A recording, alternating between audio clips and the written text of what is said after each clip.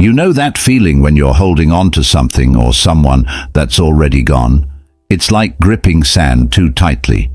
The harder you hold on, the faster it slips through your fingers. And yet, we do it anyway.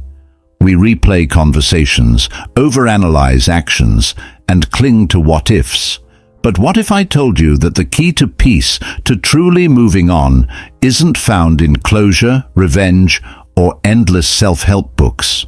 It's in something ancient, Stoicism. Today, we're talking about the art of letting go, and how Stoicism can help you move on, not just from heartbreak, but from anything that's weighing you down.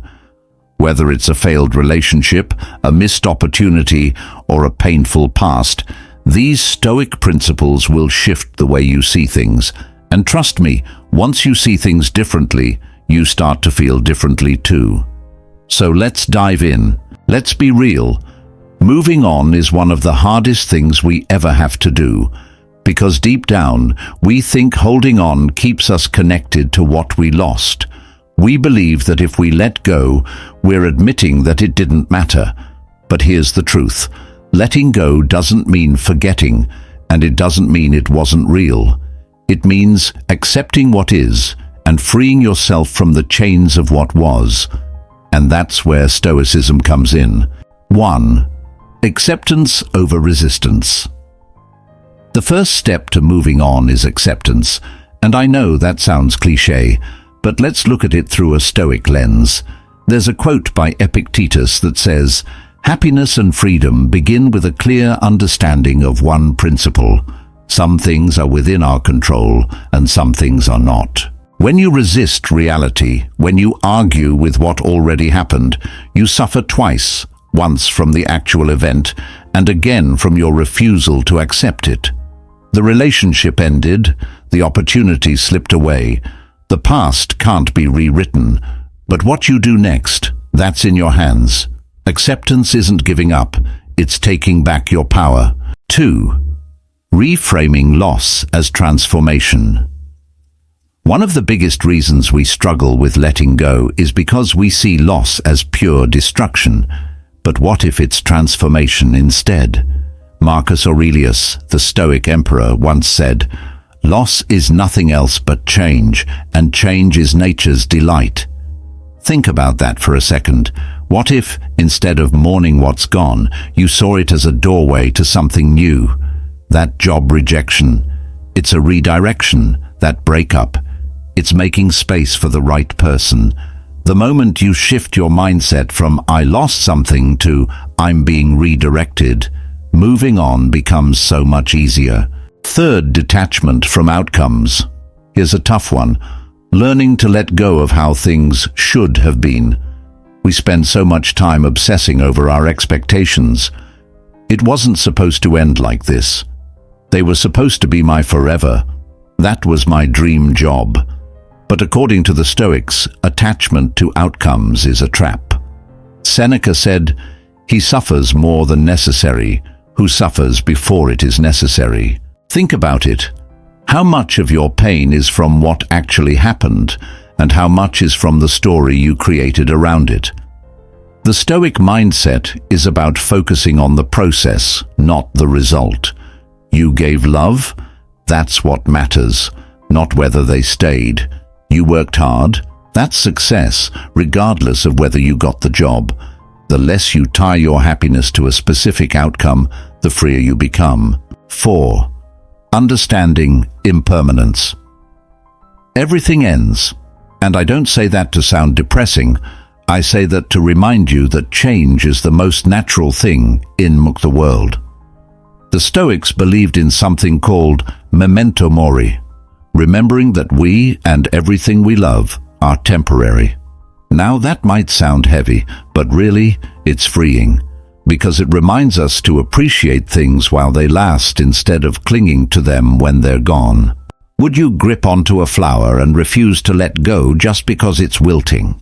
No, you'd appreciate its beauty while it bloomed and understand that it was never meant to last forever.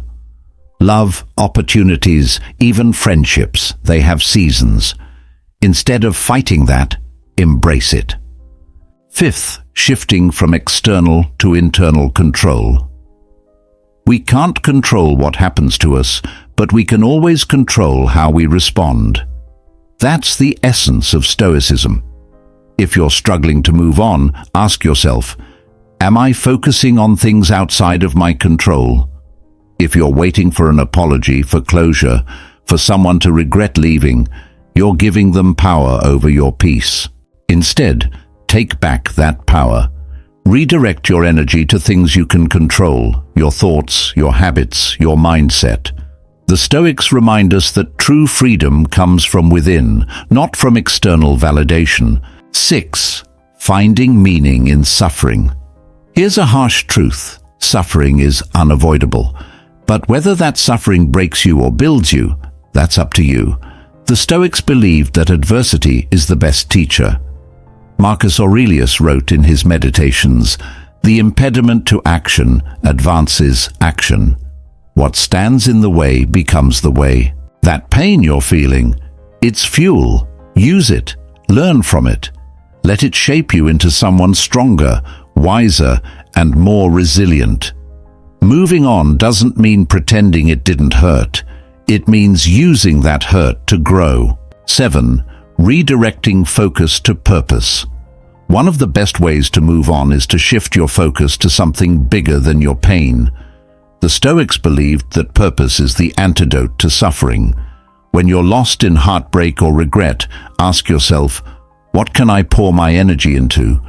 Whether it's a passion, a project, or personal growth, channeling your emotions into something meaningful gives you a sense of direction. Instead of replaying the past, build your future.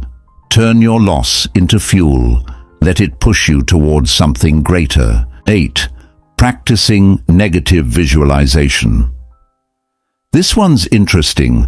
The Stoics had a technique called premeditatio malorum, basically imagining the worst-case scenario so you can mentally prepare for it. Now, that doesn't mean dwelling on negativity. It means embracing the reality that everything is temporary. If you had reminded yourself daily that relationships can end, would the breakup have shattered you as much? If you had accepted that failure is part of success, would rejection feel as painful? Preparing your mind for loss makes it easier to handle when it happens. 9. Gratitude for the experience. Here's something people forget. Letting go doesn't mean erasing the good. Instead of focusing on what you lost, focus on what you gained. Did you love deeply? Did you grow? Did you experience something meaningful? Seneca said, "Begin at once to live and count each separate day as a separate life." Every experience, even the painful ones, add to who you are. Be grateful for that. 10. Moving forward with intention. At the end of the day, moving on isn't about getting over it. It's about moving forward with purpose. The past is unchangeable, but the future is yours to create. And you deserve a future that isn't weighed down by what's already gone. When you start seeing your struggles as lessons rather than punishments, everything changes. That breakup? Maybe it taught you self-worth. That failure? Maybe it pushed you towards your true calling. The past isn't there to haunt you, it's there to guide you. And the sooner you embrace that, the sooner you can stop carrying it like a burden and start using it as a stepping stone. Another powerful practice, self-reflection.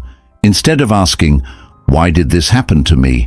shift the question to, "What can I learn from this?" That small change in perspective moves you from victimhood to empowerment. It reminds you that pain in itself is not the enemy. It's how we process it that determines whether it cripples us or fuels us. And don't rush the process. People often say, "Just move on," as if it's a switch you can flip. But healing isn't linear. Some days you'll feel strong, and other days the memories will sting. That's okay. Growth isn't about never feeling pain again. It's about learning how to coexist with it without letting it define you. So, take your time. Be patient with yourself. And remember, letting go doesn't mean erasing the past. It means freeing yourself to fully embrace the present. Because your story isn't over yet, and the best chapters are still waiting to be written. If this resonated with you, drop a comment below about something you're choosing to let go of today. And if you found this helpful, hit that like button and subscribe, because we're all on this journey together. See you next time.